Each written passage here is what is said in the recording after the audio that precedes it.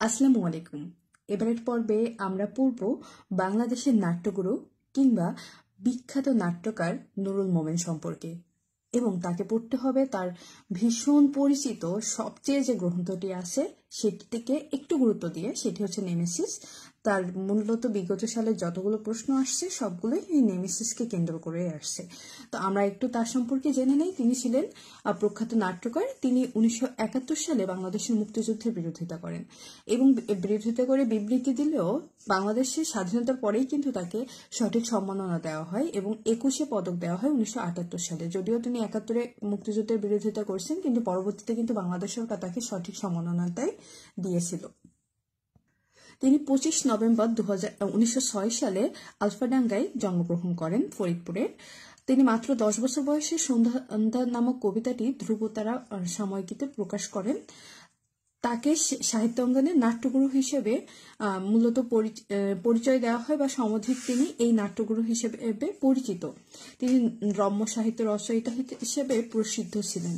এছাড়াও তিনি 3টে পুরস্কার লাভ করছেন। বাংলা একাডেমি পুরস্কার পায় 1961 সালে, 21 পদক পায় 1978 সালে এবং পাকিস্তান সরকার কর্তৃক সিতারা ই ইমতিয়াজ উপাধি লাভ করে।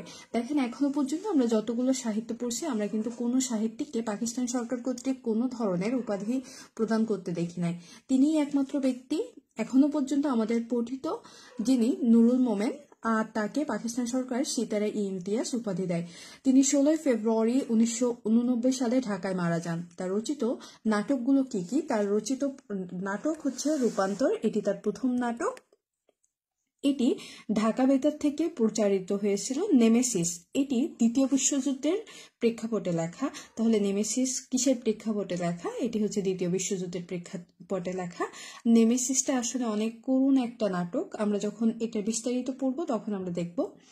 এটি 1939 থেকে 43 সালে দ্বিতীয় বিশ্বযুদ্ধের প্রেক্ষাপটে রচিত। নয়া খানদান আধুনিক শিক্ষায় শিক্ষিতদের কাছে বংশমর্যাদার চেয়ে সুরুচিই বরং কাম্য। মূলত এখানে এই নয়া খানদানে যেটা বোঝানো হয়েছে যে খানদান বলতে বংশ বোঝানো হয়।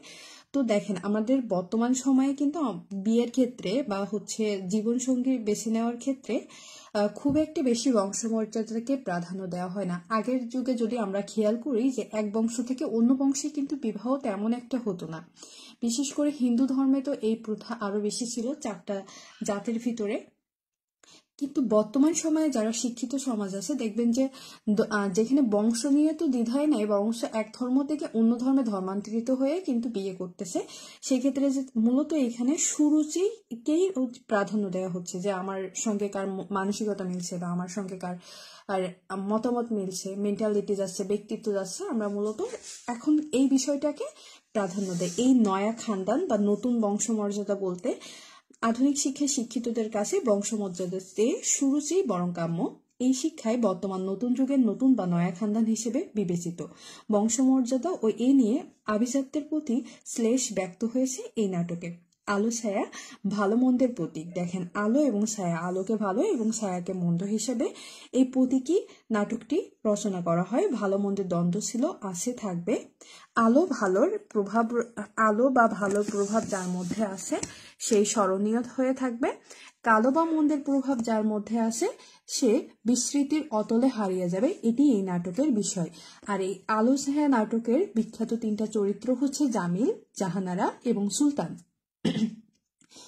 80%, আইনের অন্তরালে, যেমন ইচ্ছে তেমন, এগুলো হচ্ছে নুরুল মোমেনের বিখ্যাত নাটক। আমরা একটু নাটকগুলো আবার একবার দেখি। তার বিখ্যাত নাটকের নাম আছে এখানে রূপান্তর প্রথম নাটক, নেমেসিস তার সবচেয়ে আলোচিত নাটক যেটি দ্বিতীয় বিশ্বযুদ্ধের প্রেক্ষাপটে লেখা, নয়া খানদান। মূলত এখানে শিক্ষার থেকে রুচিকে বা সুরুচিকে প্রাধান্য দেওয়া হয়েছে। এরপরে আলো ছায়া ভালো এবং মন্দের ভিতরে পার্থক্য করতে এই নাটকটা। এরপরে হচ্ছে 80%, আইনের অন্তরালে, যেমন ইচ্ছে তেমন। নেমেসিস নাটকের পরিচয় দাও। যেহেতু এটি তার বিখ্যাত একটা নাটক এবং তার যে নাটকগুলো থেকে যতগুলো প্রশ্ন আসছে এই নেমেসিসকে কেন্দ্র করে, তো এটা সম্পর্কে আমরা একটু পড়ে ফেলি। 1939 থেকে 43 সালে দ্বিতীয় বিশ্বযুদ্ধের প্রেক্ষাপটে সমকালীন বিখ্যাত নাট্যকার নুরুল মোমেন রচিত একক চরিত্র বিশিষ্ট নাটক নেমেসিস। নাটকটি শনিবারের চিঠি পত্রিকায় প্রকাশিত হয়। শনিবারের চিঠি তাহলে কি? একটি চিঠি না, এটি একটি পত্রিকা। 1945 সালে এটি প্রকাশিত হয়, গ্রন্থরূপে প্রকাশিত হয় 1948 সালে। তাহলে নেমেসিস এই গ্রন্থটি 1945 সালে মানে দ্বিতীয় বিশ্বযুদ্ধের শেষের দিকেই কিন্তু এটি প্রকাশ হয়ে যায়, কিন্তু এটি গ্রন্থাকারে প্রকাশিত হয় 1948 সালে। এটি নেমেসিসের যে নাম চরিত্র যেটি নেমেসিস, এই নেমেসিস মূলত গ্রিক দেবী। তিনি মানব নিয়তি তার হাতে থাকে। মানুষ চাইলে কিন্তু তার ইচ্ছাকে নিয়ন্ত্রণ করতে পারে না, যেমনটি পারেনি স্কুল মাস্টার সুরজিৎ নন্দী। সুরজিৎ ধনী নিরীপেন বোসের কন্যা সুলতাকে ভালোবেসে বিয়ে করতে চায়, কিন্তু নিরীপেন বোস বিয়ের পূর্ব শর্ত দেয় 3 মাসের মধ্যে সুরজিৎকে 5 লক্ষ টাকা উপার্জন করতে হবে, যেমনটা আমাদের বাংলা সিনেমায় কিন্তু অনেক বেশি দেখা যায়। আর সুরজিৎ তার প্রিয়তমাকে পাওয়ার জন্য এই শর্তে রাজি হয়ে যায় এবং সে কি করে যে ওই যে যুদ্ধের সময় যুদ্ধের বাজারে কালো টাকা উপার্জনের পথ আবিষ্কার করে, কিন্তু বিবেকের দংশনে পীড়িত হয় সুরজিৎ। অবশেষে বিজয় মুহূর্তে তার মৃত্যুর মধ্য দিয়ে নাটকের সমাপ্তি ঘটে। আসলে মানুষ কালো পথে যদি টাকা উপার্জন করে ওইটা হয়তো তার সাময়িক শান্তি দেয়, কিন্তু মানসিক শান্তিটা কখনোই এটা দেয় না।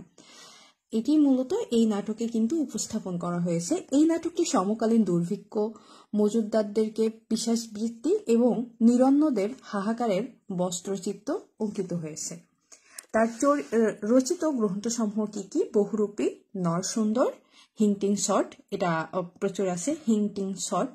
এটি থেকে আমি কোথাও না কোথাও প্রশ্ন দেখছি, যদি এই বইটা নাই। নামটা একটু মনে রাখবেন যে নুরুল মোমেনের রম্য গ্রন্থগুলোর মধ্যে আছে 3টি, বহুরূপী, নরসুন্দর এবং হিংটিং শট। এরপরে আমরা যে বিগত সালের প্রশ্নাবলী আছে, নেমেসিস নাট্যগ্রন্থের লেখককে? নুরুল মোমেন। নেমেসিস কোন জাতীয় রচনা? এটি একটি নাটক। এটি 26তমেরই একটা প্রশ্ন। একই বিসিএসে আরো একটি প্রশ্ন আসছে নেমেসিস থেকে। নেমেসিস নাটকে নুরুল মোমেন কোন বিষয়কে তুলে ধরেছেন? দ্বিতীয় বিশ্বযুদ্ধকে। তো এই ছিল আমাদের নুরুল মোমেন সম্পর্কিত পড়াশোনা। এর পরবর্তীতে আমরা অন্য কোনো সাহিত্যিক সম্পর্কে পড়বো। বলে রাখি, আমরা এখানে যে বইটি ফলো করছি এটি অগ্রদূত বাংলা বইটি। আমরা এই বইয়ের ধারাবাহিকভাবে সাহিত্য পাঠটা শেষ করছি। প্রাচীনকাল থেকে শুরু করে আমরা ধারাবাহিকভাবে নুরুল মোমেন পর্যন্ত চলে আসছি। তো যারা আমার এই ক্লাসটি প্রথম দেখছেন তারা অবশ্যই আমার চ্যানেলটাকে সাবস্ক্রাইব করবেন এবং জব সিকার নামে আমার ফেসবুক পেজেও নজর রাখতে পারেন, সেখানেও একই ধরনের ক্লাসগুলো আপলোড করা হয়।